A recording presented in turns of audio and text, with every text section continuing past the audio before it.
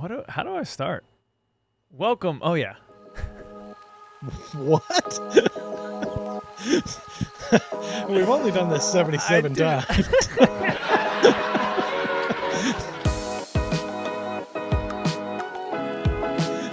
Welcome everybody to Court Cousins episode 78. My name is Kyle. I'm joined as always by my lounging, even more luxurious this time, handsome cousin, Jason the Peesh. Peesh, we have a fantastic show for these people, these beautiful second cousins out there. Tell them what is in store. We've got the emotional check-in because he's signed now, so we can do it. We've got the social media roundup. And then we've got Fact or Fiction.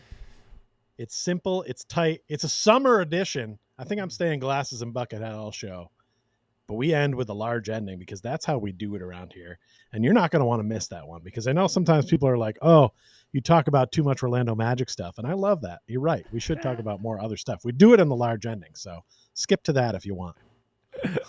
Before we get into all of that hijinks and hilarity, a big shout out to all of our second cousins and all-stars over on the Patreon. Shout out to Shahin, Luis Rosario, Paulo and Franz's Warmth, Magic Player History, Matthew Bell, Damian and Gloria, and shout out to Ty and Yadi, who also joined up recently. If you can, ladies and gentlemen, of course, like, subscribe, all those beautiful things. But if you can, it really helps to make the show go. We got the Patreon, got some outtakes, got some hilarious stuff over there. And we also do a monthly video thing, and we ask for input normally on shows. So check it out if you're able. Thank you very much. Thank you very much. Thank you very much. Thank you very much. I want to do my Elvis. You got Elvis on us. I know. I didn't go to Summer League this year, but I brought the Vegas here right now. Yeah. Well, if you're feeling like you're wearing like blue suede shoes, I have to ask you how you're feeling for the emotional check-in. Yeah, and as you mentioned, we were a little worried about this because the social emotional check-in at the beginning of the show, people were worried in the comments that it might be cursed. I mean, what we've done, the Are You OK check-in, we've done the Rolo check-in, we did the Are You OK CP, we've done the psychological check-in. None of those gentlemen currently Orlando Magic piece, so there was some hesitation about putting Moritz in the mix. Yeah, but we survived. We dodged the bullet. I think it was the day after we did the last show they signed him. Yeah. And I was like, all right, we can do it. Doesn't mean he'll be with the team next year necessarily. Oh, don't say it. Let's have a fun Moritz Wagner year with the emotional check-in. All right, so here we go. I think ours might be somewhat similar, Peach, because we're doing similar types of things. This is a funny post from Moritz's Instagram. He's got the shades on. I secretly always wanted to be a surfer boy so bad. If you go look at that post, the next one is of him with a surfboard as a little kid. I'm about to hit the dusty trail, heading out to Denver, Colorado to strike gold and become wealthy. And then after that, I'm heading on to see Nadra's sister in Hawaii. We're going to Kauai, so that's hence the surfer boy situation. I don't know about surfing.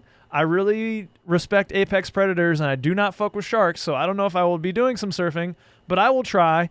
I also just chose this because clearly Moritz was in a silly mood at this time, and I'm feeling silly, Peesh. I'm feeling pretty light.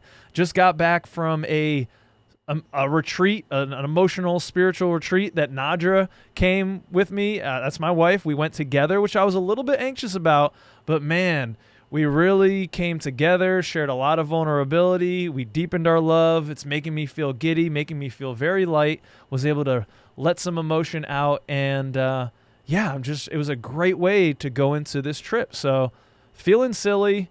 Don't think I'll surf, but yeah, here we go, baby. Vacation. Go west, young man. Yeah. Oh, the Oregon Trail.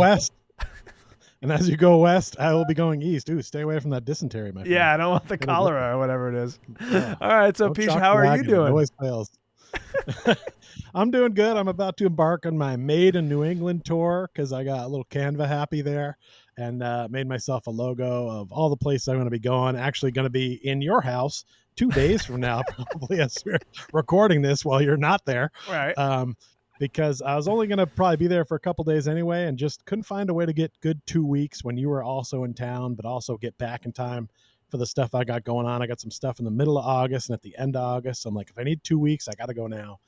And there it is. Those are all the places I'm going. And as you can see here down in the lower corner, because I want to talk a little basketball, because I don't want to offend viewers who say we don't talk enough basketball at the top of the show. You can see Moritz is there. He's not happy about this traveling that we're doing. There's a traveling call by the referee. And this is the interesting side note. I tried Googling an NBA referee giving a traveling sign. Good luck finding that, everybody.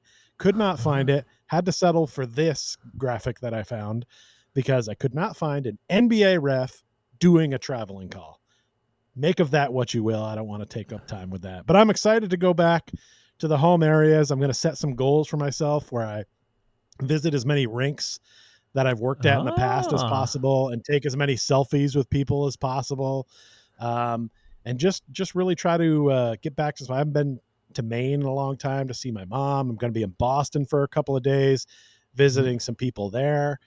And then I'm going to go to Canada, and I was going to say, I see the Canadian flag on here. You going to Montreal, baby? I'm excited. We got on the 2nd of August, I'm going north of the border, which it's kind of the motherland. I don't think anyone has ever repped Canada or loved Canada more and been away from it for as long as me. So I'm excited to go back and check it out and see what it's like, and just, reconnect with some people I haven't seen in a while, and get some East Coast time on me as you're heading west. But should be good. Should be. There's going to be a lot of planes, trains, and automobiles for your boy, but it's going to be fun. I'm looking forward to it. There's a train tease here for the end of the show. I saw something large ending. I don't know what it is, but I took the train out because I'm training from Bridgeport to Boston. Okay. Then I'm there for the weekend, and I'm training up to Portland. But I took that out. I believe we've talked trains before. I love train business, but run a lot of trains, do you, sir? Are you a train conductor, would you say? I've trained. I recommend train travel. I think it's great. It's affordable, right? It beats a bus. Oh, yeah. There's a lot of good stuff about train travel. It's affordable. Well, Boston to Portland, $30. Bridgeport really? to Boston's like $45. Like, what are we talking about? That's really nice. And for a guy that likes to, stretch out and luxuriate like you clearly do, I mean, the train is where you got a nice area, you got the Wi-Fi, you can really do things on the train. You can get work done on there, and I plan on getting some work done. So, hey, if you're traveling on trains, look for your boy. Let's share a booth. Let's get weird. Amtrak not a sponsor, by the way, but they should be. Yeah, by the way, if you're listening out there and you have a small business in the Orlando area that you want to get thousands of eyeballs on, hey, why don't you become the prime sponsor of Court Cousins? You'd be probably surprised at how cheap it is. We're a cheap date, all right? We just need a little bit of pocket change. We'll take whatever you got. If you give us some free merch, a little bit of a reach around, who knows? You can put your logo on here. Hey, even if you're a Bridgeport business or a Dallas business, just somewhere where we can go and put our stamp of, all right, this is good. Yeah. No, but we are looking for sponsors, seriously. Okay. Peace. All right. I'm glad you're doing well. I'm excited for your trip, although I am agitated that we're not going to get to see each other. We will have many more adventures, not to worry. But I'm pumped to see all the selfies and what comes of it. I'm happy for you getting back to the Northeast. I think it will lead to good times. I have a couple things planned that will, I think, please you. Hell yes. All right, Peach.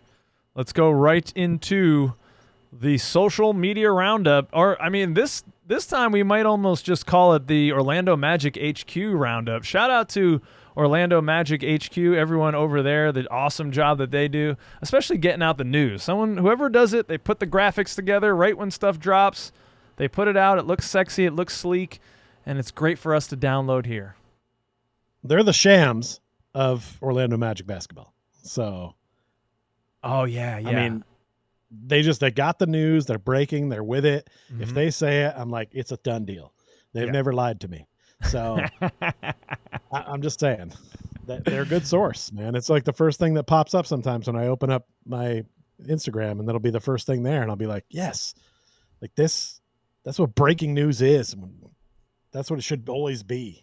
Should we get in Just the breaking boom, it's at news, the top of your feed. Peach, bit the business? Should we get in there? Should we be Yeah, trying I'm to not sure what sham- order you have things in because I Yeah. just have them all on the way there on here. So you just bring it Yeah. up and I'll make it happen. Well, we're going to talk about the ads first, and then we'll talk about the subtractions first, because the Magic have been doing a lot this offseason. We want to kind of talk about some of the recent moves and then everything as a whole. So we'll go to this first one here. Joe Prunty. I hope I'm pronouncing that right, Mr. Prunty. He is going to be added to the coaching staff. Peach, I don't know. I'm not a huge coach guy. I don't have crazy coach knowledge, but I do recognize this gentleman, and he was on the Bucks as a long time assistant coach. The Bucks are your B team, so I'm hoping you can educate me a little bit on Mr. Prunty here. Well, I'm not gonna lie, I've never heard of him because you don't usually know your teams. You don't usually know your team's deep coaches. You just don't. Like, Yeah. I know you know ours because you get very deep into it, and a lot of people do, but you don't always know your deep bench on the coach. I do recognize his face. I'll tell you that. I've definitely seen him on the Bucks bench. Yeah. I wouldn't have been able to say his name beforehand, but I know he's been with the Bucks for a while. Hey, look, we've talked about it a lot on this show, and whether we're right or wrong, I don't know. It's just been our opinion, mine in particular, that there's something going on in the coaching staff that I didn't care for. Yeah. So we made a few moves, and I'm a lot more excited about it than I was last time we did a show. So, I mean, something needed to change, and it wasn't just personnel in my mind. So I like that we made a couple of changes, and I think it's good. But I don't know a ton about Joe himself.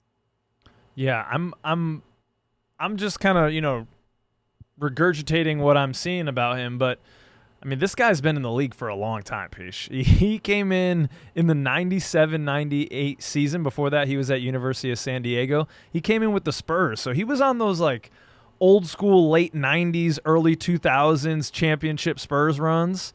So he was there. Then he went to the Dallas Mavericks. Then he went to the Trailblazers. Then he went to the Bucks. He was the interim head coach there while Jason Kidd was getting fired. That's right. And then continued as an assistant. I'm under Mike Budenholzer. I'm hoping that this guy is the offensive coordinator, because that's really what this team is lacking, and that's kind of what I'm assuming is his deal. If you guys know more about this Prunty fellow, let us know in the comments. But I'm assuming he's going to be bringing some more offensive juice to the squad. Well, either that or we picked him up because he's got an incredible wingspan and he plays guard defense. But in this case, I'm thinking probably not. I'm hoping that we already know we have defense and defensive-minded guys.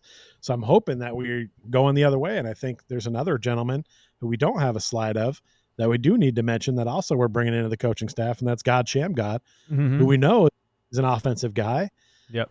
Both these guys, they know how to win, right? They've played, they've been in the league, they've been around for a long time. I mean, Prunty was under the Coach Pop window. I mean, that's huge. Yeah. I just think he's a good, experienced coach to be on our bench to help guide. I mean, there are a few holes in Coach Moses' game. I really love him as a coach, and I wouldn't want us to have any other coach. But there are some things. He's still a relatively new coach when you really break it down. He's learned on the job with the Magic, and that's it. It's his first head coaching job. So it's like, let's have some other guys who've been assistants that can help him out in the areas that he's missing, because there clearly were some missing pieces, and it wasn't just players. So I'm excited about it. Are you not? I mean, I feel like it was a soul dap up. It was the soul Bane and Coach Mo's dap up for me when I saw the coaching moves and was like, yes, yeah, they mean it. Like, we got some players and they're getting new coaches. So it means they really do mean that they want to win. Like, let's go. Some changes. I think I'm really on board with this Joe Prunty situation, because prior to getting into basketball professionally, he was a beer salesman, Pish. This man was slinging sodas to people, Anheuser-Busch products in San Diego, until he became a coach at the University of San Diego. So he's got social capital with me. How did this guy get on the coaching staff at San Diego? Was he just slinging beer, bringing in a keg, and then he was like, "What do you guys got? Has got an opening? I hoop." Yeah, he just got the coach really liquored up one night, maybe, and then he just asked him, and then he got If you on there. outdrink me, Prunty, you can be my assistant coach. Yeah, I'm sorry. This isn't very erudite analysis of Coach Prunty, but I understand, like, when Kidd left, just reading some articles, they really stepped up the pace, had a lot of emphasis on offensive rebounding, getting the ball up, getting the pace of the game up, and that's kind of what Coach Mosley talked about originally. Remember when he got hired, he said we're going to play with pace, space, and the pass, and we haven't really played that way. So maybe Prunty will actually get us going in that direction. But what you talked about, Peesh, are all the things, not just Shamgod also, who we don't have a slide for, but we have this another beautiful slide here from Orlando Magic HQ with just all of the cooking that Chef Weltman has done this offseason, including getting God Shamgod. And is that his real name? Like, is that this man's real name? God Shamgod? Okay, listen, you're being a casual right now. How do you not know about God Shamgod? He's Wizards formerly legend. known as Shamgod Wells. So I guess he was born into the world Shamgod Wells, and then he just became God Shamgod.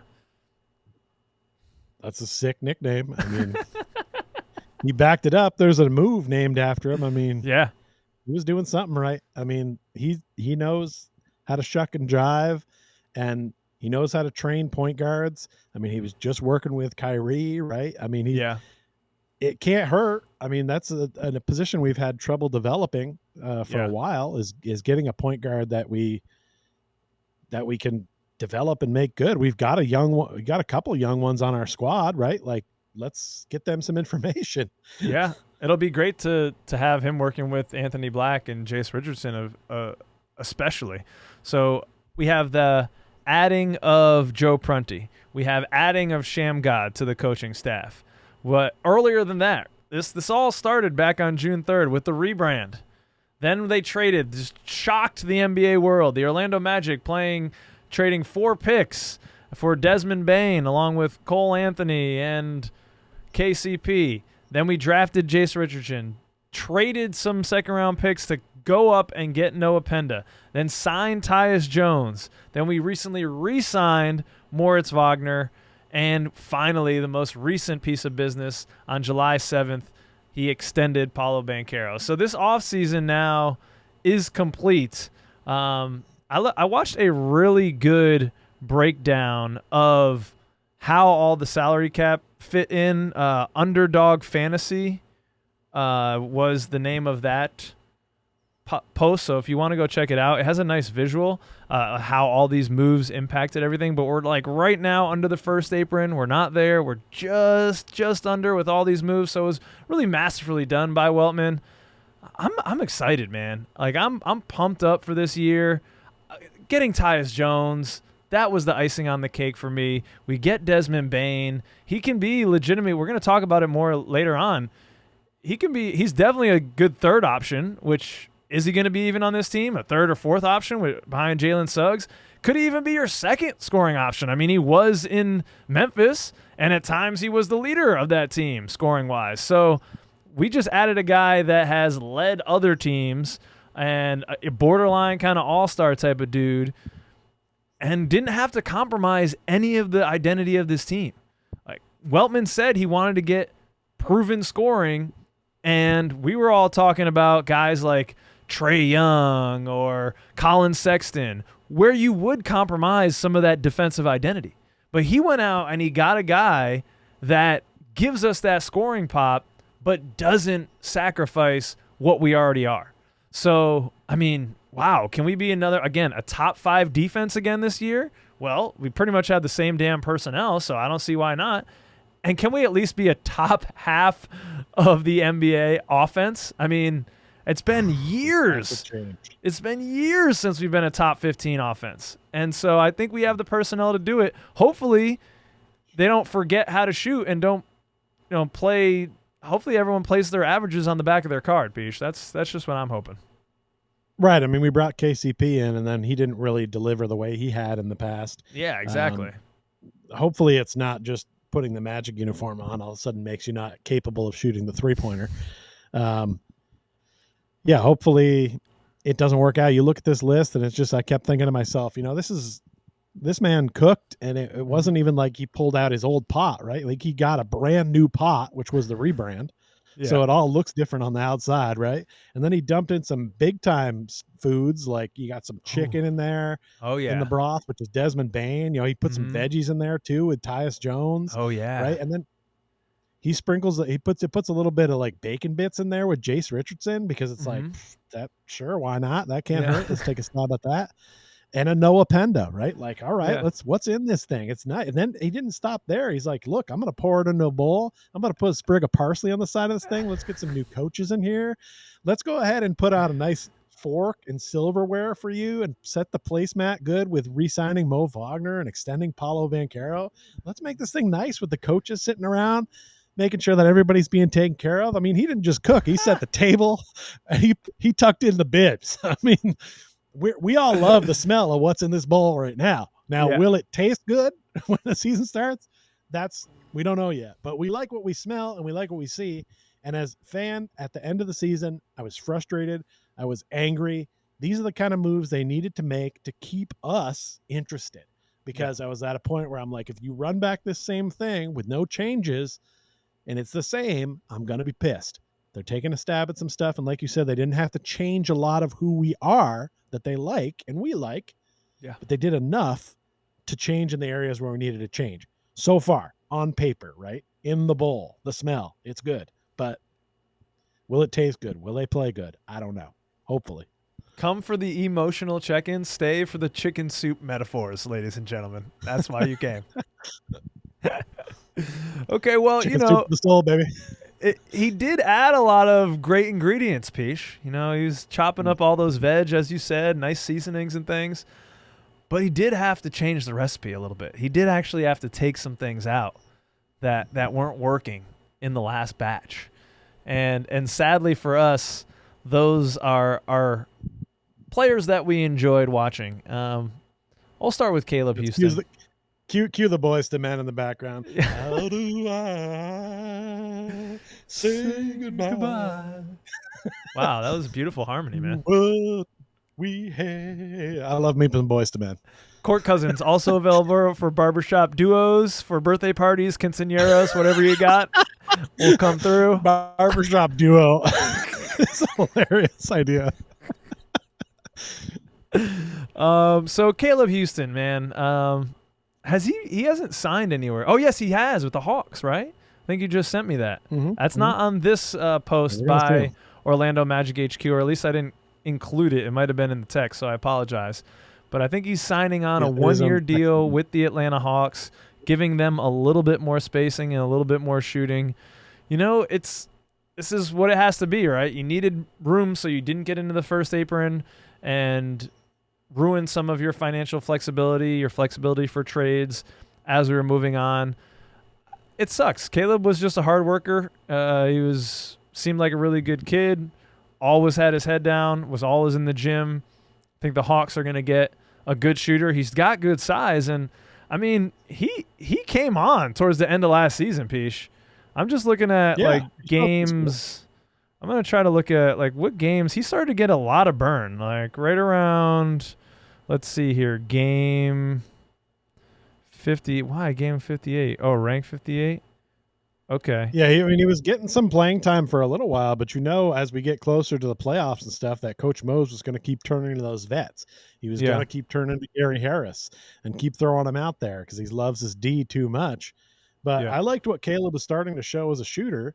It's just he wasn't getting minutes for us, so it sort of felt like he was wasting a roster spot, because it's like, if you're not going to use this young man, why don't you bring someone in that you will play?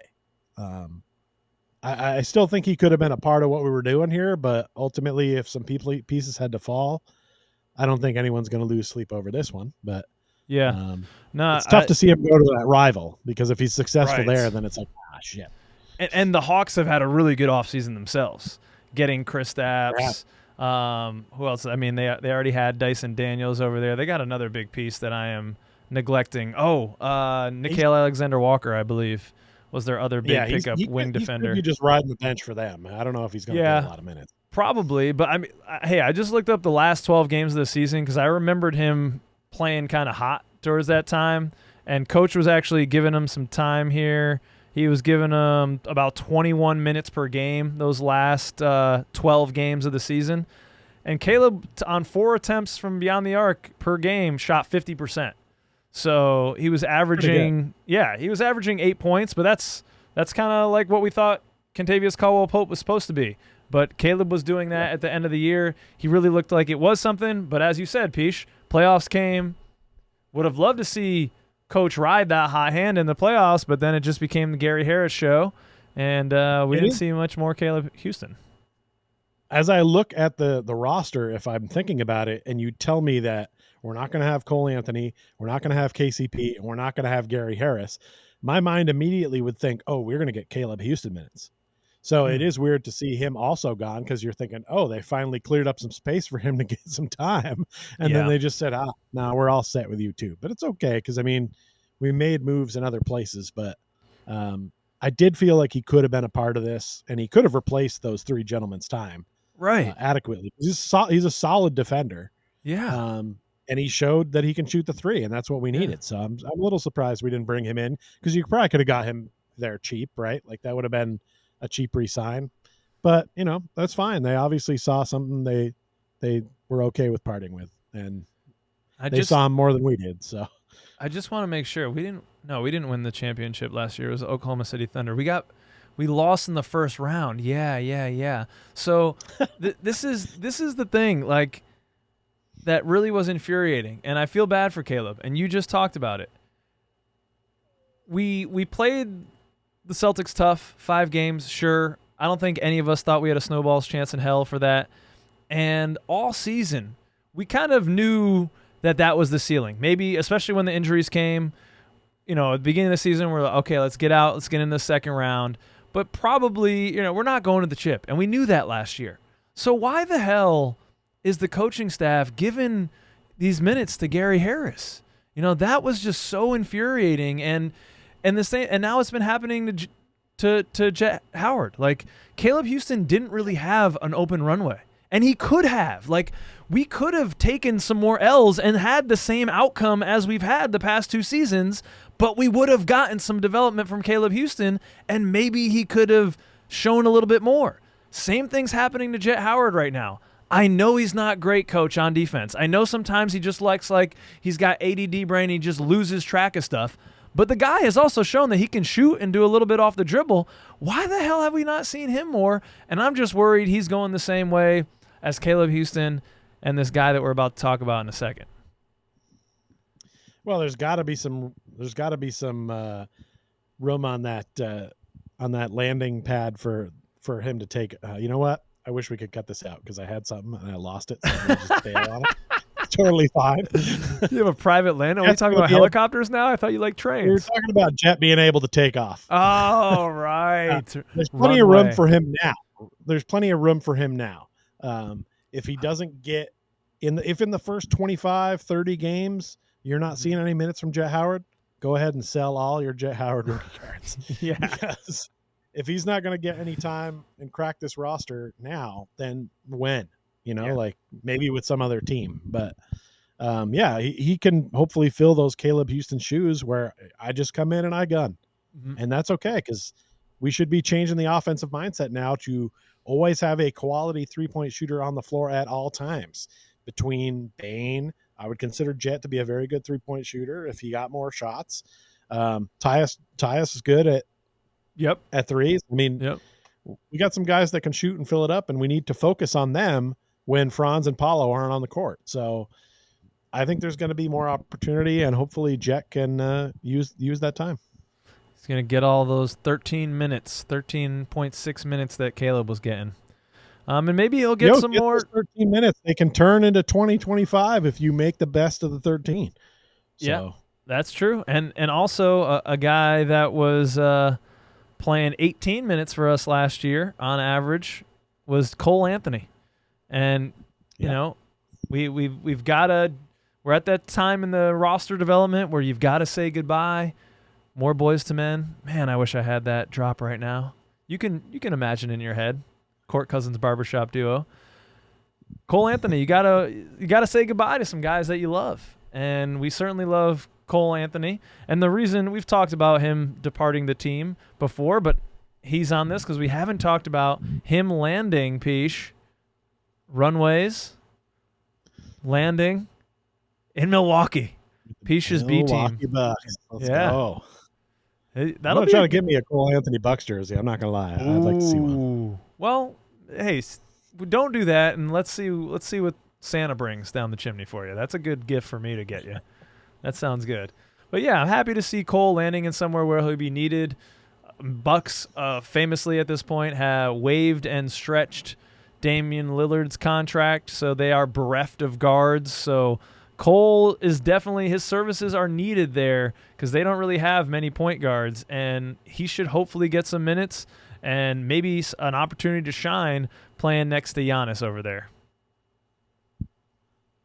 I mean, it can't hurt. They don't have a lot of guard play available. That's probably one of the weak points of the Bucks game right now. So he could crack it. I mean, he can fill it up when given the opportunity, right? What he does didn't work with our new starting offense, so that's why he worked as our bench guy. He's going to see some time with the Bucks, and hopefully I wish him luck, but he's just another one of those guys that had to make way for somebody else. I know Cole hasn't been consistent with the Orlando Magic in his tenure, and that was kind of the problem, right? That's why he's not on the roster. But last year seemed especially odd, and this is the part of it as being a fan where I always want to kind of give leeway to guys, because he mentioned a couple of times that last year in particular was a really tough year for him, and it felt like he was talking about something other than basketball.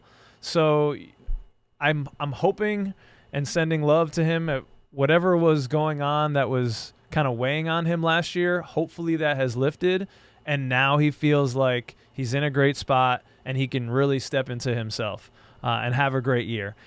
I don't think, all that being said, even if he has a great year, I don't know if it made this encounter any less awkward. When I was watching the Summer League and Greg Anthony's doing the broadcast, and they say, and we're going to bring in now Jeff Weltman, the GM from the Orlando, president of basketball operations for the Orlando Magic, I am just like, oh my God, my skin is crawling. This has got to be the weirdest thing. They were professional the whole time, but as Weltgod said, he's asking the question that we all wanted Greg Anthony to ask. Why the fuck did you trade my son? That's not, he never said it. They never even talked about Cole. They were very cordial the whole time, but man, that was a weird interview. I gotta say, I didn't know about this until before the show when you showed me this. Yeah. I think it is weird that they didn't bring it up. They could have very easily brought it up, even in a joking manner. I mean, he's a professional, right? Like, he's not going to get mad about it. He understands the game. He's been traded before. He gets the concept of what's going on here. Yeah. And I mean, I think wouldn't necessarily need to say it in the microphone, but he knows his son isn't an NBA All-Star.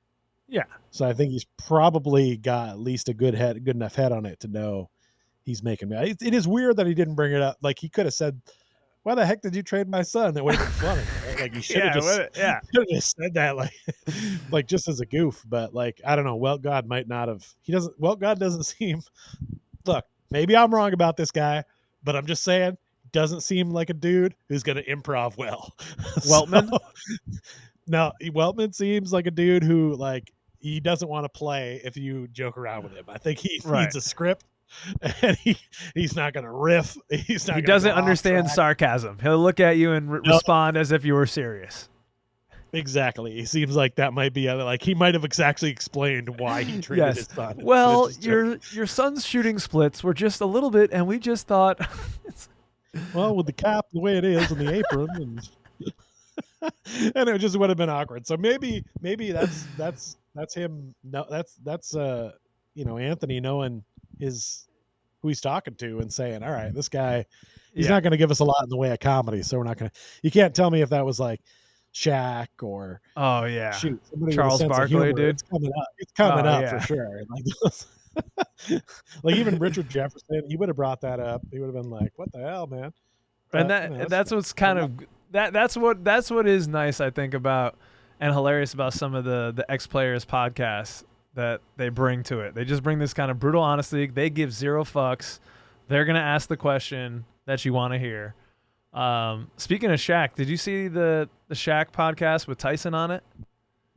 Did you watch that? Do you watch the Shaq podcast? Have you seen any clips? Mike Tyson? Yeah, Mike Tyson. Yeah, he did Okay. one recently with Mike Tyson. It was, I think, almost from a live. Man, that shit was hilarious. He talked about meeting Mike Tyson for the first time when Mike was in jail. That was the first time he met him. Shaq went to visit him. But the second time, he said he went to his house. He knocked on his door. He did a hilarious Mike Tyson impression. He said, "I knock on the door." And then Mike said, "Come in." And he's like, "I go in, and I see a tiger coming down the stairs." And then Mike comes out of nowhere and tackles the tiger, and they start playing. I said, "Man, give me $1 million on Mike tonight before the fight."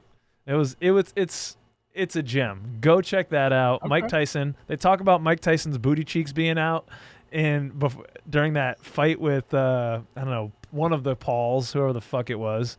The cash grab. Yeah, I think I did see a clip of that. Yeah, with his booty cheeks out, and they asked him if he cared about his ass cheeks being out. He's like, no, it's just, it's just in the locker room. It's just sports. It's just dicks and asses out there. Shaq, you saw the dicks and asses in the locker room, and Shaq's like, yeah, I saw the dicks and the asses. It's perfect Court Cousins content. You'll love it. And absolutely ignored the nipples. Unbelievable. That's true. I am a big nipples fan. Stick around for the large ending, ladies and gentlemen. You might just see one of these rosy reds popping out. All right. We've probably gone off the tracks enough, speaking of trains. Okay. Well, that's kind of the transactional stuff. This is one to just make us all feel old here, Peesh. Jameer Nelson Jr. on the Spurs with Rashard Lewis on the coaching staff. We're getting old. Man. Do they have a spot, Jameer Nelson's kid, or is he just playing on the G League team? Do you know? I am not 100% sure about that. Okay, well, why'd you pick this post? Because I just thought it was very, for a lot of the generation I feel like watches this show, is the generation of Magic fans like right after, like they got into it in the Dwight Howard era, right? So this is for y'all. Yeah. This is the way I felt when I started to see Nick Anderson on commentary and Scott Skiles coaching other teams, right? Like that was me, because I started with the Magic. I'm an OG. But like a lot of folks started in this era, so they identify more with Jameer Nelson Jr.'s got Jameer Nelson's got a kid in the league, and Rashard Lewis is coaching now. What the hell's going on, right? Like so. Hey, welcome to the old conversation, guys. Someday when Franz and Moritz are co-coaching a team, the next generation will then feel old. Oh, man, that would be sick, Franz and Moritz coaching a team together. So Jameer Nelson Jr., he went undrafted 2024 NBA draft and for the San Antonio Spurs. It looks like he's been playing in the G League in the Austin Spurs. So now that you got your new whip, maybe you can go over and catch a Jameer Nelson Jr. game. And Rashard must be working with their G League team right now, I suppose. Well, I work in the building for the Mavericks G League team, the Legends. Yeah. We're recently named the G League Franchise of the Year, by the way. Oh, despite having one of the worst records, because they fill the building. I'll wait till the Austin Spears come up, and I'll look for Rashard then. There you go. I've seen a lot of ex-NBA guys in the hallway. It's weird. You leave your office and you're like, "Hey, I know you." Yeah. You fun. saw who ex-Magic. I saw RJ Hampton. Oh, well, oof. Gosh. Where's that guy's shit, man? Yeah, but it was, back when he had just left the Magic. And right. Went to the Heat. Didn't you see, not Avery Johnson? Well, Spud Webb is the GM of the Legends. I see him. Is he really tiny when you see him around? Yes, he's still tiny. He's always that tiny, yeah. Well, as you get older, you get even smaller, Peesh. He's gotten wider. Haven't we all? Love Haven't we all? I've actually been doing the intermittent fasting. I'm feeling pretty good about it. Dropping some pounds. I dropped 10 pounds. Man, brother, I got a yoga mat. I'm working out. Hell I got yeah. the colon broom going on. Recommend it highly. The colon broom? Colon broom. Not a Oh, sponsor. It'll go through you.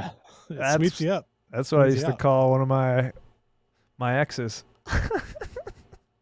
Oh. Okay.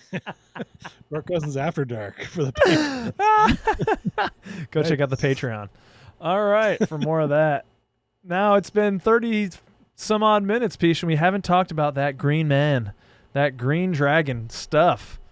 He was in Germany. Yes, he's in Germany. The Deutschland. He was there doing some events, it looked like, with Franz, with Ryan Anderson. He's hanging off a building here. For the global games, yeah. Oh, I guess so. I don't know. I don't know why he was there, but Franz doing good back in Germany. We know that I think the second most largest group of listeners to this podcast are from Germany. So,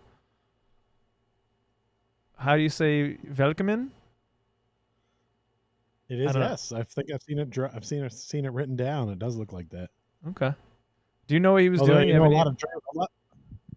lot of Germans' favorite teams is the Mavericks. Still, they're still hung on the Dirk era. Come on, what are you doing? Swinging them around. Let's go. Let's break down that wall between you and the Mavericks, just like they did the Berlin one. Come on. Yeah, I think the Magic. We're getting big. They're building the brand out there. Good for them. Sell those Franz Wagner, those Moritz Wagner jerseys. And this leads into Eurobasket. This is from the Magic Report. Franz Wagner and Tristan da Silva to represent Germany at Eurobasket 2025.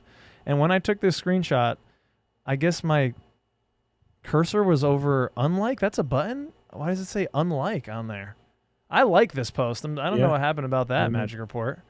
You can unlike things. Well, on I can see Instagram. unliking it. Where's Moritz Wagner? Did he age out? What's happening? Well, he's still recovering from the injury, so he's not going to be playing. They did release that's 2025, so that's now. Gotcha. That's this summer. That's in August. So I mean, I want to ask you about this, Pish, because second cousin Eric texted me about this as well. How do you feel about Franz playing another summer, more international basketball? I think he's played every summer, I think, since he's been in the NBA. How do you feel about him playing in Eurobasket? Like kind of a meh tournament. It's just Euro. Like, it's not even a World Cup. It's not an Olympics. What are you thinking, man?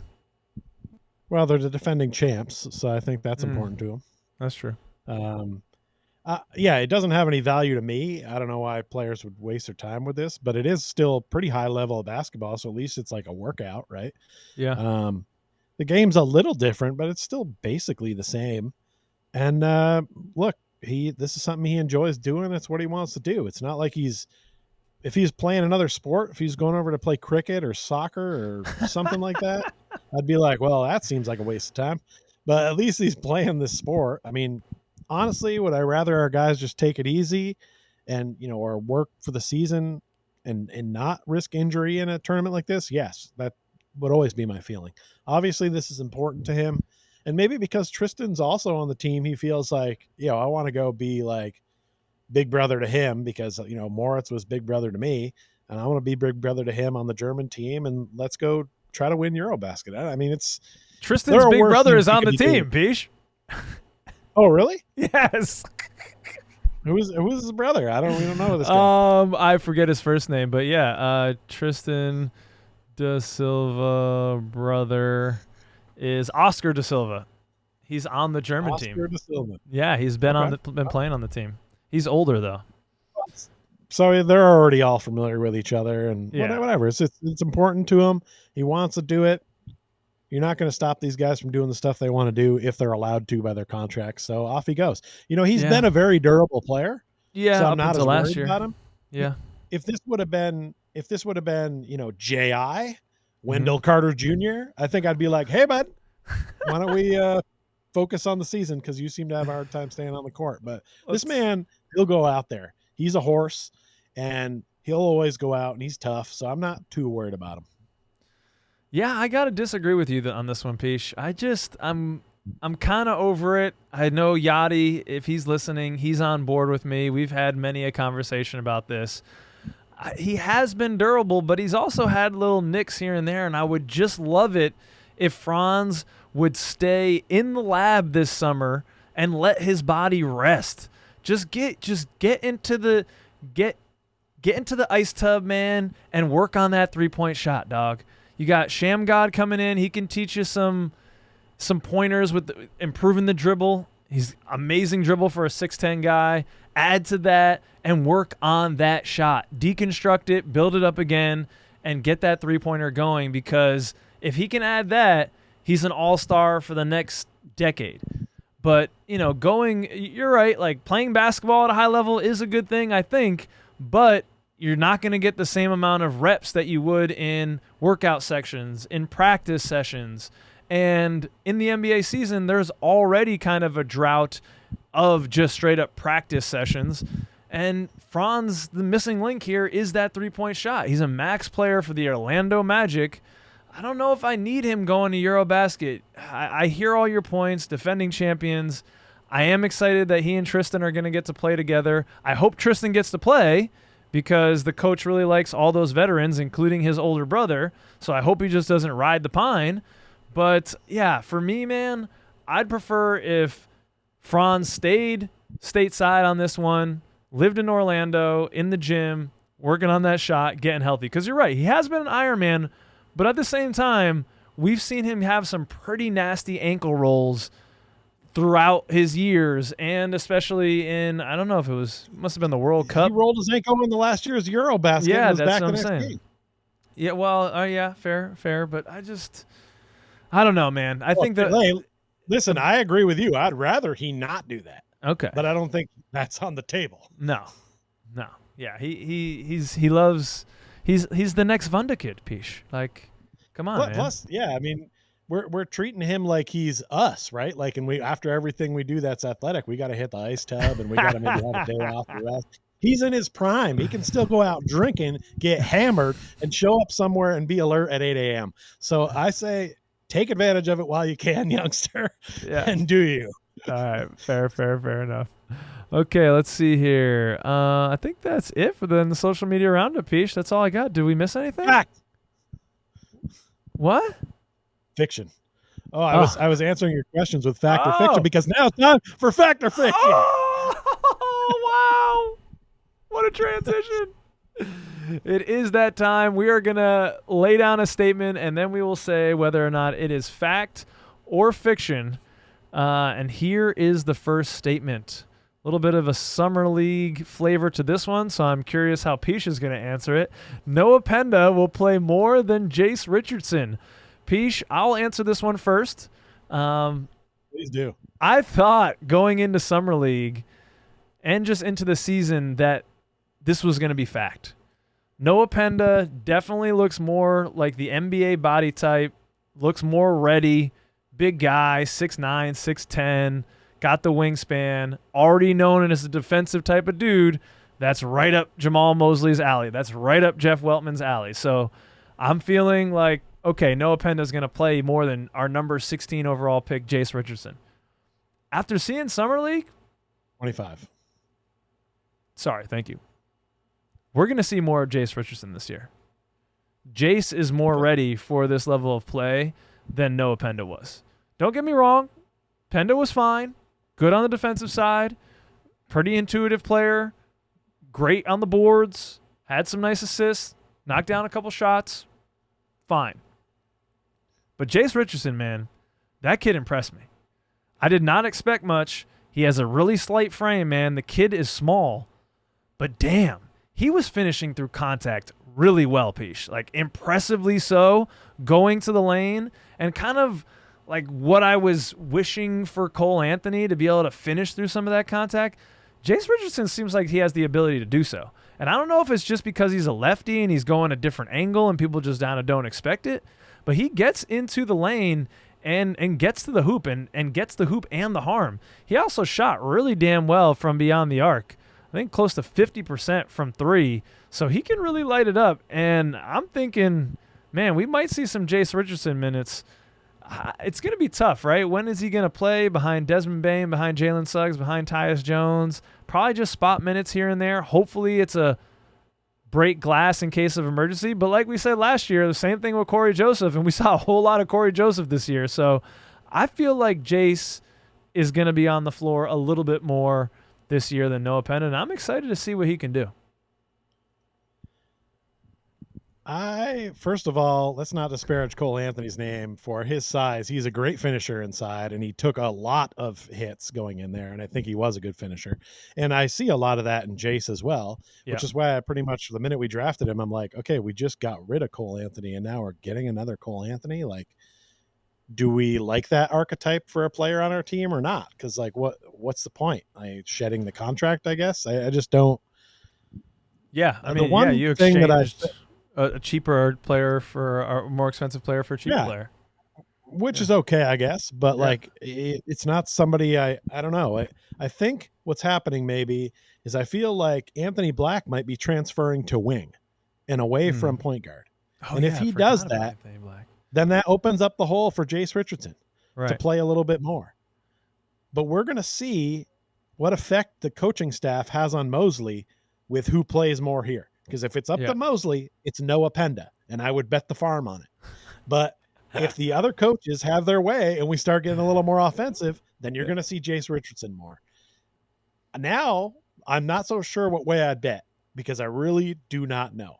I still am leaning towards Noah Penda because at the end of the day, the head coach loves defensive guys with wingspan who are athletic and are out there. And I feel like Jase Richardson, he could become a problem on offense or on defense the way Cole Anthony was, where like teams like the Celtics would isolate that smaller player and take advantage of him. So unless Jase becomes a much better defender, he'll have that same hole that eventually will, after a couple of plays of being exploited, coach is going to go down the bench and be like, give me Noah.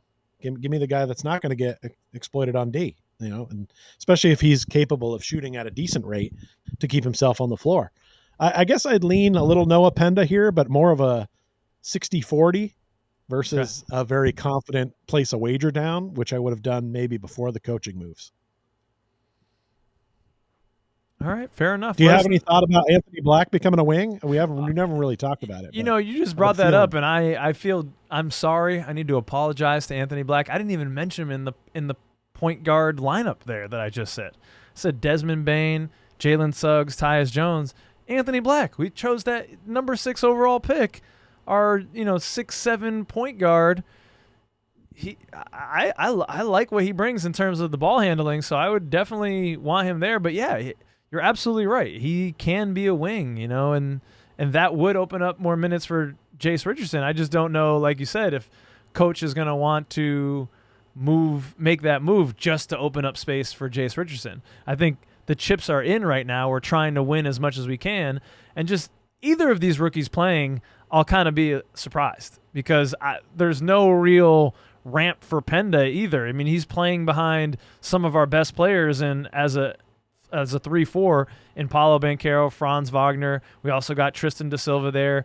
You mentioned Jet Howard's got to get some minutes. Does Bane play a little bit of 3 on the wing? Anthony Black too. Like, there's a lot of guys there too. 5s could essentially be 4s as well. So right, yeah. Jonathan Isaac, Wendell Carter, right? Exactly. So we got a lot of those 6'9" to 6'11" guys. Noah Penda's buried beneath all them as well. And speaking of Summer League, Tristan Da Silva showed out. I think he carried the team. What did he have? I think he averaged like 20-some points. Tristan Da Silva, Summer League stats. Let's see here. What did he have? Tristan Da Silva. It's German for Da Silva. He averaged 17.7 points per game, shot 58% from beyond the arc on 5.7 attempts. So, I mean, he was lighting it up. He was doing exactly what you wanted. What was this, 5 boards, 3 assists a game? He was doing things. Plus 10 on his plus minus. So we're talking about Jase Richardson and Noah Penda, but Tristan Da Silva was clearly the best player on the floor when he was on the floor. I'm expecting to see a lot more Tristan da Silva this year, backing up, Franz and Paolo and playing that wing spot. Yeah, I mean that's probably true. But as we know, the reason that they have Summer League in Vegas is because what happens there stays there. So we shouldn't put a lot of faith in the Summer League. But yeah, it is important. The only thing important about Summer League, honestly, is the guys whose names who you're pretty sure are going to be on your roster, they better fucking do good. Yeah. Right? If you saw that Da Silva and Jase weren't producing and not scoring, you'd be concerned. So as long as they're doing stuff, that's good. You're sort of just like, okay, good. They're doing what they're supposed to do, right? Like they're NBA players. They're going to be on a roster. So that's it. They check that box. Yeah, you're right. No, that reminds me of what the Podfather says over on Orlando Magic Daily. He always says Summer League isn't about seeing the guys that can play in the league. It's really seeing the guys who can't play. Like, you just don't belong on the court. You're not gonna make it. And the guys that we needed to see show out, they did. And man, when those three were off the floor, holy shit, the team, that was ugly, dude. There was some ugly basketball. It was really hard to watch at times when we didn't have some of our guys out there. Although we did have some good. We had Wendell Moore Jr., man. He's playing on our summer league team.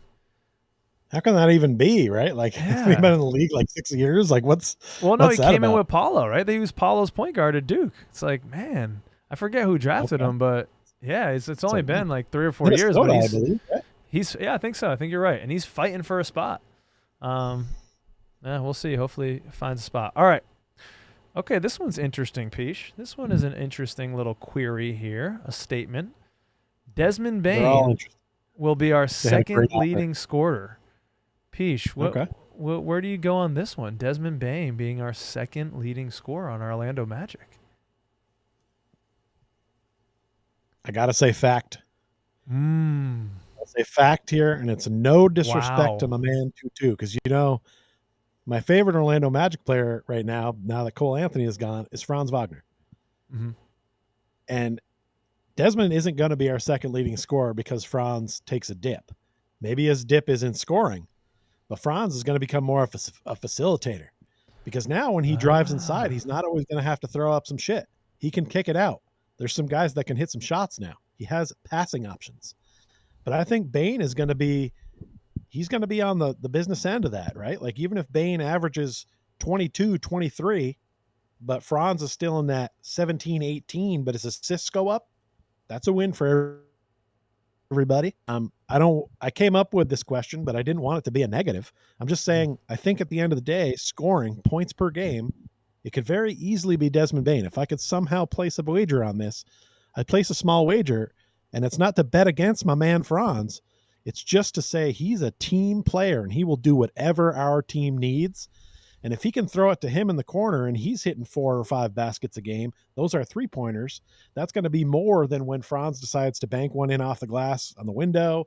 A lot of times he gets fouled. Sometimes he misses a bunch of those. He gets frustrated. Now he has guys that can hit some of these outside shots, and I think his assists go up. But maybe the points come down, and I think that's okay for us as a team. Okay. Team player, like not working on your 3-point shot, instead playing for a different team over the summer. I got it. No, that's cool. Okay. Well, every time, how about this? Every time he hits a 3-pointer, our sponsor of our show, one of our fabulous sponsors, like Colin Broom or Amtrak, can go ahead and donate some money for every 3 he hits in Eurobasket. Okay, I'll take that. I'll match it. That's really who the debate comes down to, I suppose. It's between Franz and Desmond Bane. We have last year, Franz averaged almost 26 points, 25.8 points, and Desmond Bane's at 21.7 last year. And for that, I'm going to have to go fiction. Desmond Bane had a little bit stronger scoring performance the year before at about 25 points per game. But even when you look at the per 36 minutes numbers, Franz is just that guy's bucket. So I'm going to go with Franz. I think he'll still eke out Desmond Bane here, but your point is well taken. And man,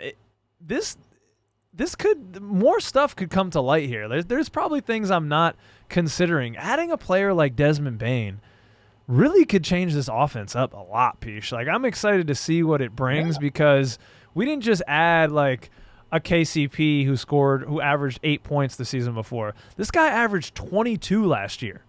Like, he's averaged 25 the year before. Like, this is a scorer. This guy can put the ball in the hoop. He's taking, 7 to 9 3-point attempts per game, volume scorer. This is a difference maker. We haven't really added a guy like this. This is going to be cool. Teams have known how to defend us for the last couple of years. Right. It's Paolo, Franz, you key on them. You let everybody else shoot shots because they can't hit them. You can't not guard Desmond Bane. this man. Yeah. You have to guard him. So are they going to decide to guard him and then leave Franz open? Well, then maybe Avi don't feel so strong about my fact selection here. But either way, you can't double focus on 3 men in a court at a time. That's why the whole triplets solution came to the NBA of getting 3 stars, because it's very hard to try to focus on that many threats on the court at the same time. Am I suggesting these guys are as good as the, Dwayne Wade and and LeBron and Chris Bosh combo? No, I'm not saying that right now. Not yet. I'm saying the concept of it, right? That like you can't leave these guys open. Think about like when Ray Allen joined that Celtics team. It's like the guy's a professional shooter, man, but you've got to focus on all these other stars. So he just ate in the corner, and that's my vision for Desmond Bane is that you all love comparing us to, right? So use that one, because Ray Allen ate when he was with the Celtics because they couldn't cover him and everyone else. And I'm hoping that's the vision I have for Bane. Yeah, well, hopefully that metaphor doesn't continue on, because Ray Allen then backstabbed the Boston Celtics and went and joined the Miami Heat and beat them the next year in the playoffs while I was in Boston. So fuck you, Ray Allen. And I love you, Ray Allen, because he's a UConn Husky. But didn't they win a title first? So, well, yeah, the Celtics won, and then he left, and then the Heat beat the Celtics with, I think it was Game 6 or Game 7. Remember, Ray Allen hits that like corner 3 when they're down with seconds to go. Oh man, Boston fucking hated him, which you probably loved. I mean, so maybe you're a big Ray Allen guy. I like Ray Allen. It's hard not to like. I'm sure he's a UConn guy, right? He spent some time with the Bucks. I mean, I don't begrudge him his one Boston Celtics mistake. He hung out there for a while. He realized those guys were dicks. He's like, I'm out of here. And we haven't talked at all about Jalen Suggs in this debate. Is there a potential that he jumps in and is in at least the top 3 scorer? Or are we solidly Paolo, Franz, Desmond? Okay, so he says no. He says no. What do you think, ladies and gentlemen? No. Yeah. Unless something changed about his game. Yeah. Right? Yeah. He's scored in bunches before, and he can be a clutch performer for sure. But, like, there's times where he disappears out there on offense. This is true. What did he – last year he was averaging 16 points before he went down. So he's not really in the same stratosphere. That's pretty good. No, that's great. Yeah, but when you add another guy like Bane in there and other scoring options like, those other guys that are coming in off the bench, I just don't know if when Paolo and Franz break, right? Like they usually keep one on the court at all times. Yeah. Who becomes that second person? And I feel like it's always going to be like a Bane or a Tyus or, I feel like there's always going to be another option that like Suggs is he's so defensive that if his 3-point shot doesn't get better, I don't see him scoring a lot. Yeah, he's really kind of feast or famine at the 3-point line. And if it's fallen, he's going to have 20 points. And if it's not, he's going to have 12. Right. Yeah. Yep. All right. So let us know what you think on this debate, this fact or fiction, ladies and gentlemen, in the comments. Where do you see the scoring going? Who's going to be our second scorer? All right. This is the last one here, Peesh. Oh, I like this one. We talked about the rebrand at the beginning of the year. Well,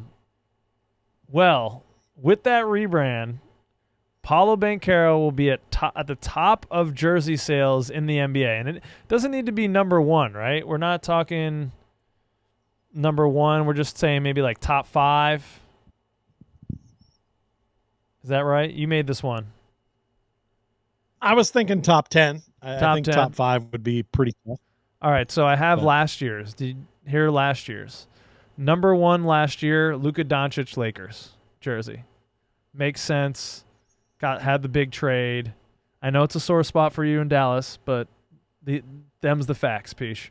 Number 2, Steph Curry. Number 3, LeBron. Number 4, Jason Tatum.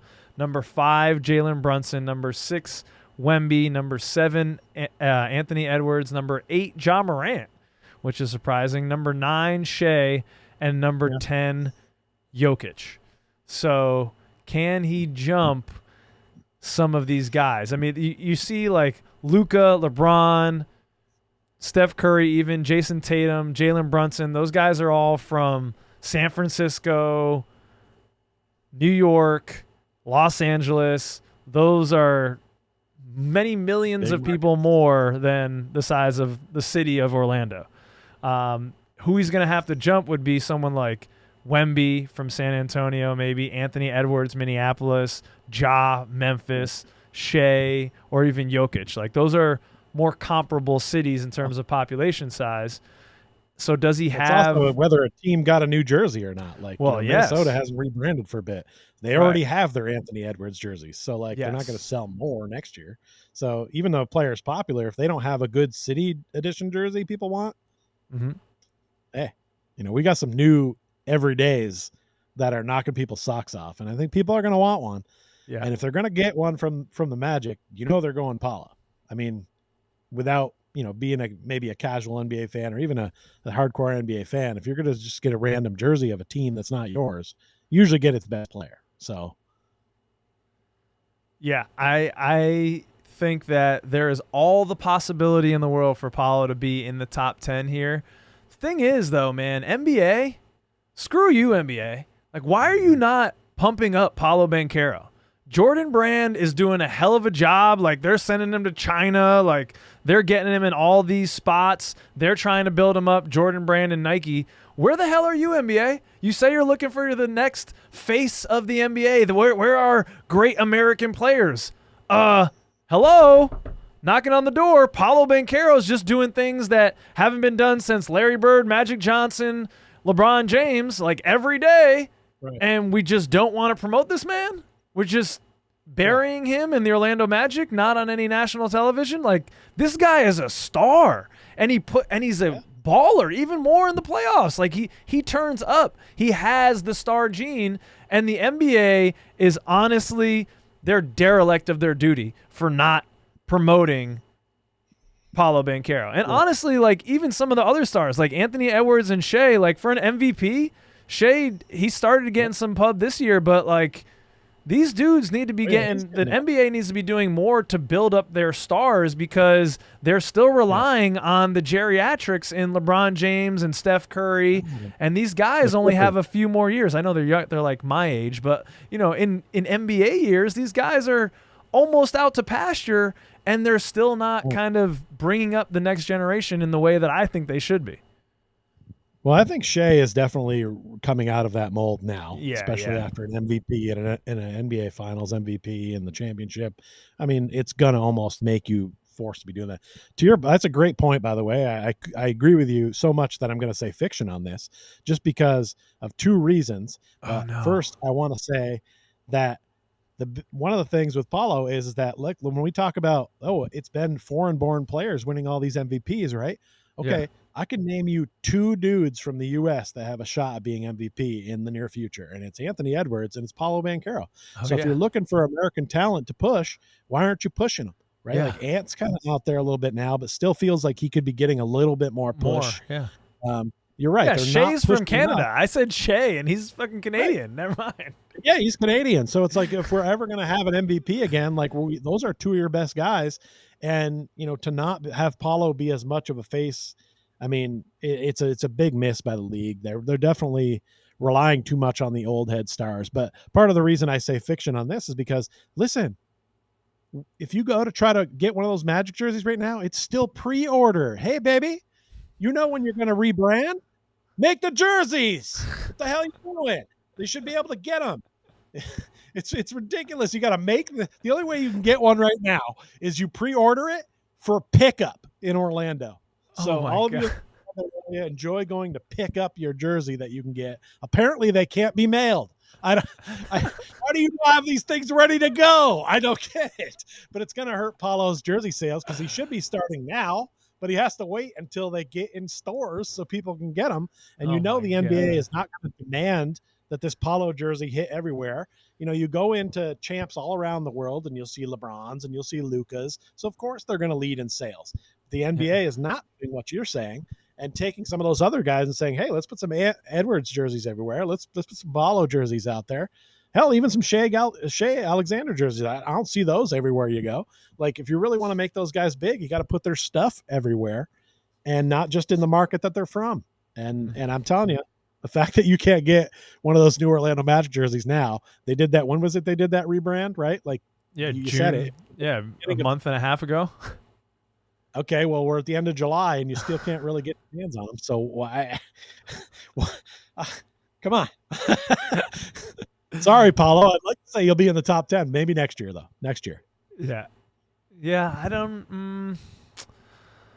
Man, I'm gonna go fact. I think he cracks the top 10 this year. Okay, I hope so. I hope you're right. I just don't with think the rebrand. there's Yeah, enough marketing behind it to make it happen.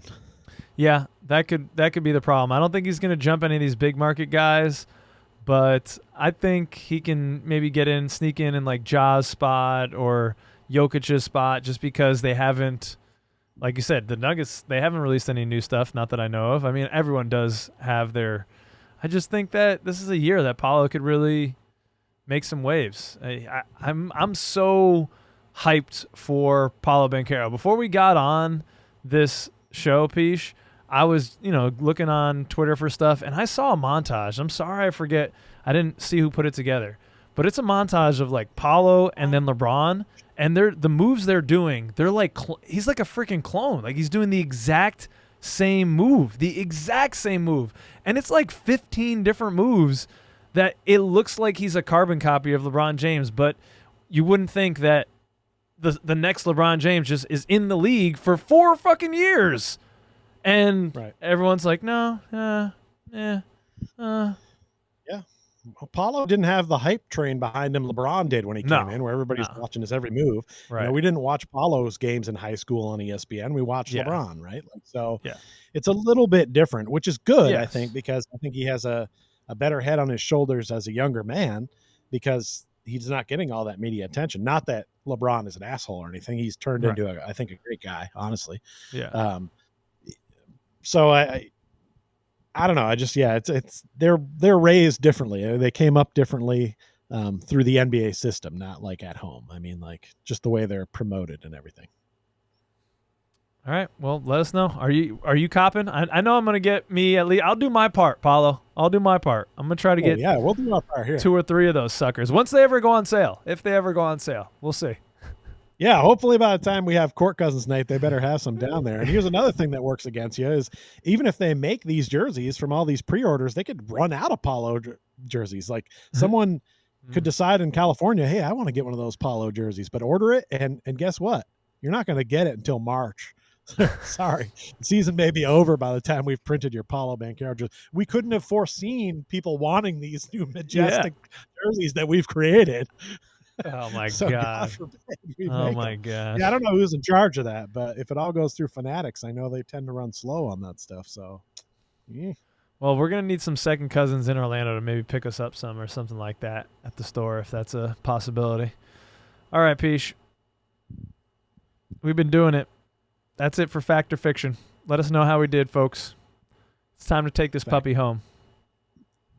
All right, let's do it. Okay. Where's the button in this newfangled redesigned studio corner that you have? I think it's up here behind the jerseys. Oh, there it is. Oh, there it is. All right. Who's going first, me or you?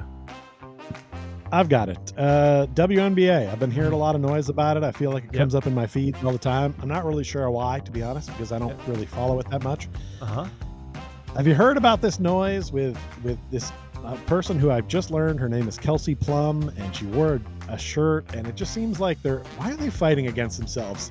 Well, what are they doing? Like, they all don't like Caitlin Clark.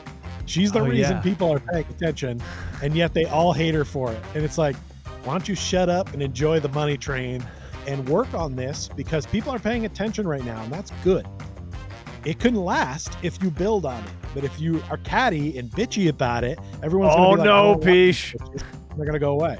We just lost our 2 female followers, bro. We just lost our 2 female listeners. There they go. They just left. Hopefully they're kind of female listeners that realize that, like, listen, this is enough already. Like, stop trying to injure and play so rough. And look, I think Caitlin's kind of a bitch, honestly. She must be a huge asshole. Yeah, because people fucking hate her. Real twat. Yeah. She seems like a real twat. Yeah. She's a good player. You know what? I don't think Mike Jordan was a great guy either. Kobe Bryant was a dick from time to time. Sometimes these really good competitive people, they're not that nice. But that's okay, because you're all playing the same sport and you all have the same goal, right? Like, oh, they all want to get paid the same. Okay, look, you have to keep when they go play somewhere, they fill an arena. So if you want that to continue, you should want her to do that. And then people will catch that, oh yeah, who's that Paige Buchers chick that Dallas has? And then they'll want to see her too. And then they'll actually know who a Kelsey Plum is, or who a Sabrina Ioscu is from New York. Look, I got a few names. I know. Oh, wow, Peach. You sure you're not following?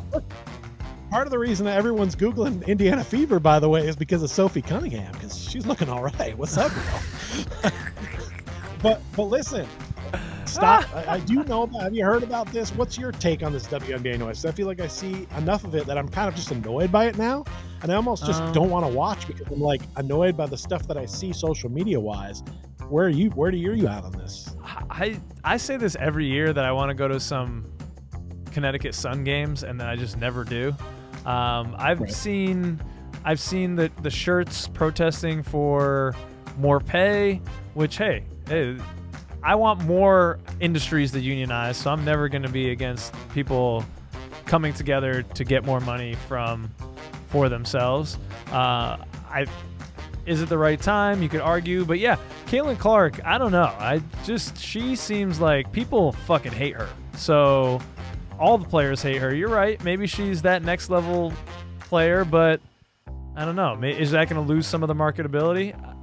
I hear that it's going well, though, because the Connecticut Sun are in talks to move to either Providence or Boston, because the Mohegan Sun Arena is too small for them now. Like, it's just filling all the time, and they're ready for a bigger arena. So things are going on the up for the WNBA, so I hope it goes well.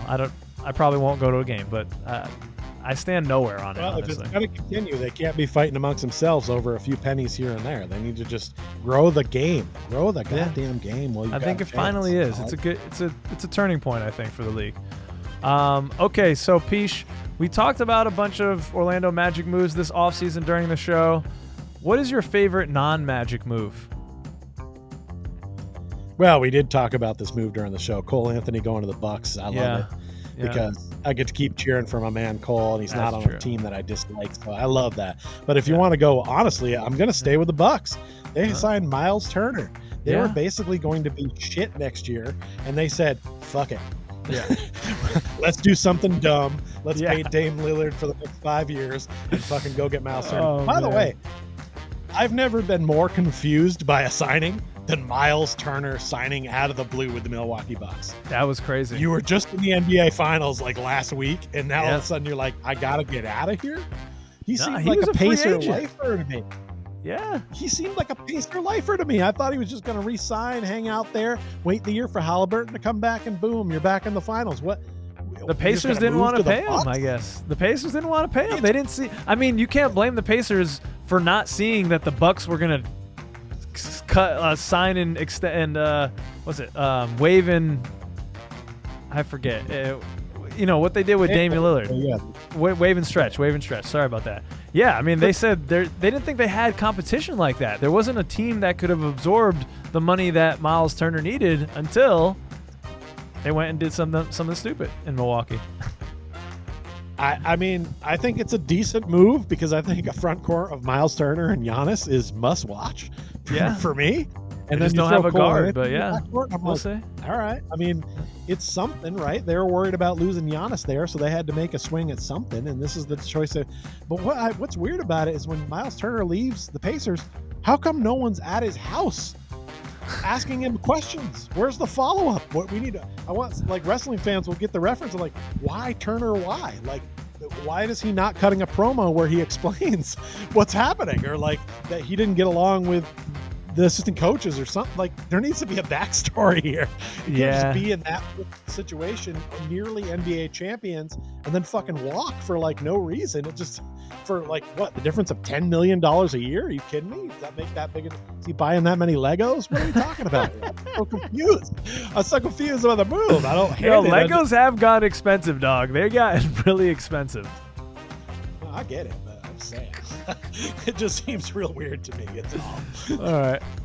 All right. I'm hoping that we're a lot of people's YouTube guilty pleasures. Okay. And if you're looking for a new one, we've got Card Cousins, which I've been doing a lot solo. Plug. I'm going to bring you in on some stuff soon. But Card Cousins has been popping. I'm releasing like 2 videos a week lately. Yeah, man. Go check it out. I'm opening cards, all 4 major sports, and it's a good time. So what's your favorite YouTube guilty pleasure? I mean, I don't know if it's guilty pleasure. I like to watch like financial YouTubes. That's my thing. Okay. I watch the Money Guy show, all about like finances and financial planning, and then I watch Zip Trader, who gives like stock tips, and sometimes I do like little investments and stuff like that. And that's what I enjoy, that type of shit. What about you? That's exactly what I was looking for here. That's exactly what I was looking for. I like to watch building. Guys building stuff. Oh yeah. Testing out tools and building, what's the game? Resin tables. And... Oh, like actual I thought you meant like building on the city builder game that you like too. No, like actually like building shit. Stuff. Like, maybe I'm building a fountain in my front yard today, or this guy is over here and he's we're gonna frame this house today, and I'm just interested in the process of some of that stuff, the way they build it, and then like being able to kind of like see the work they've done to get to the end, And there's a lot of art projects like that too, where like they're working on.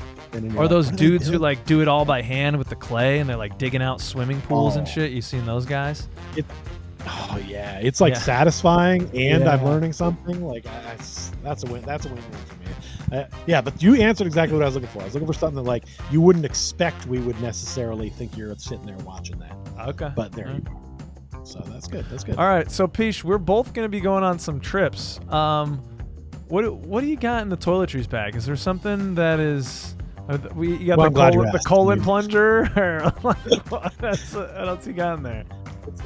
Well, it's a broom. First of all, the plunger. Okay. I'm not ready for that. That's another level. What's it? My toiletry bag is pretty. The essentials, right? Yeah. And then.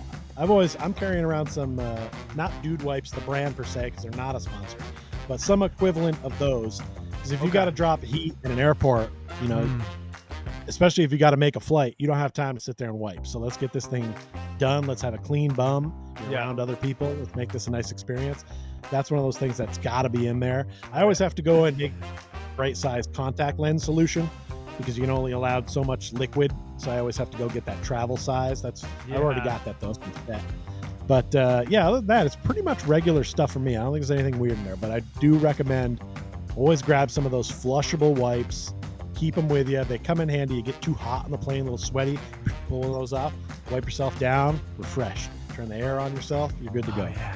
Oh, you're on the beach. You got anything funky in your toiletry bag? Did you bring this up for a reason? No, nothing too crazy. I think the weirdest thing is I have like a coconut oil based concoction that my grandmother-in-law makes for me that I like use on my body and my hair to keep these curls just impeccable when I'm on the road. That seems on brand. Yep. Grandma.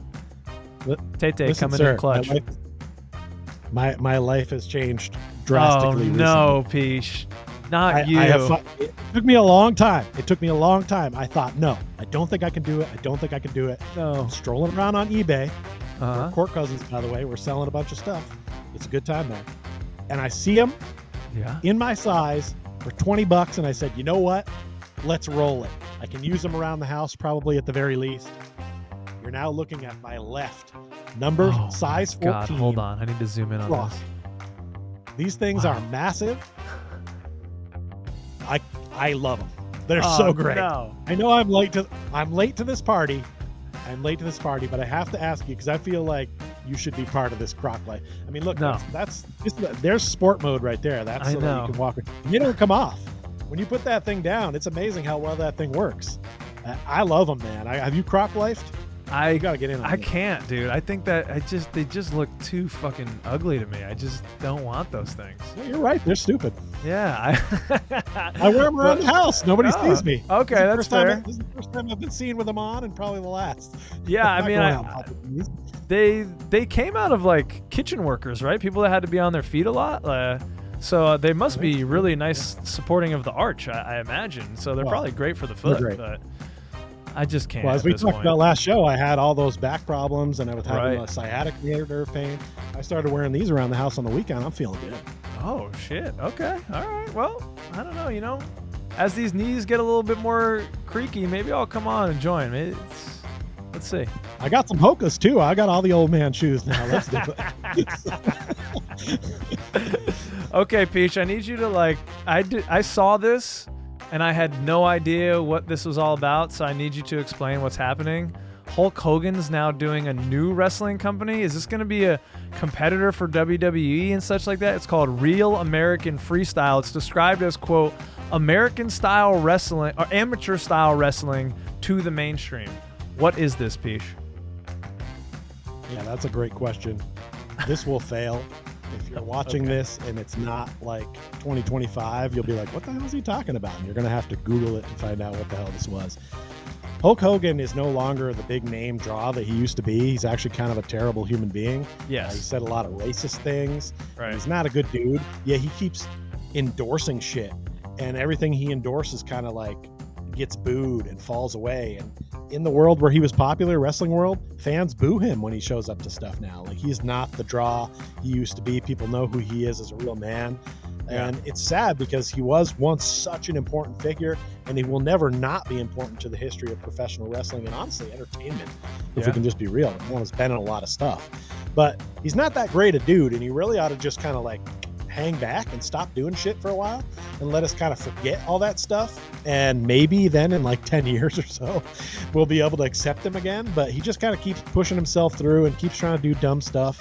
This sounds really stupid, by the way. Like, I've heard about it a little bit, but only a little bit, because I don't think it's going to go mainstream as you're suggesting. I just think this is another thing he's trying. He had Real American Beer. It's kind of failing because he's the sponsor. He's the guy. Like, if this is going to work, it needs to have somebody else's name attached to it. And he needs to just go away and fade in the background, because he's actually hurting it by being part of it, I think. But I don't think it would be anything that would interest mainstream America to watch, because it seems like it's just Greco-Roman wrestling for, you know, Olympic style wrestling that you could just see regularly. And it's like, well, we don't want that.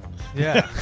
Nobody watches that. Like, what's the draw here, sir? Oh, okay. Because when I was picturing amateur style wrestling, I was thinking backyard wrestling, and I was like, oh, all right, cool. No. It's gonna be no.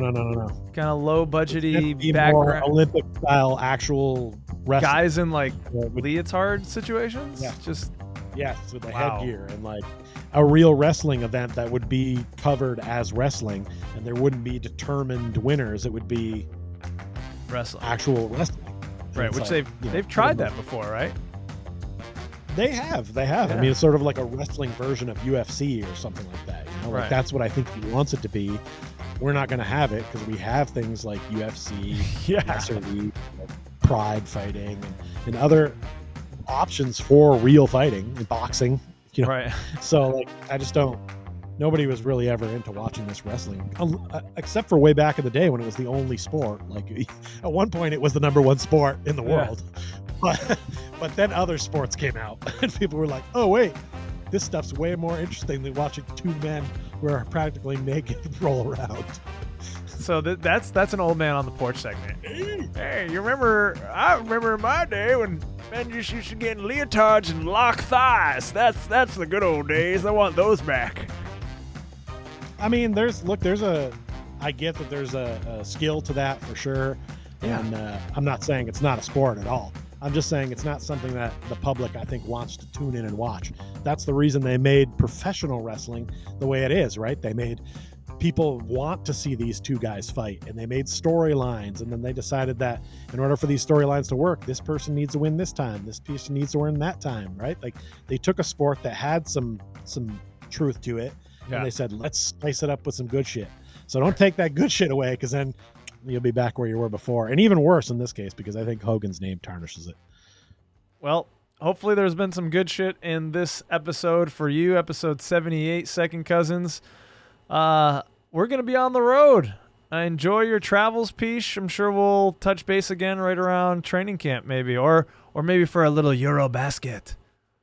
Maybe? Oh. C'est va? Maybe. It is. C'est bien? You're going to get buckets and get bucket hats all summer long. Fat Peach to you. Peace out, everybody. Thanks for coming.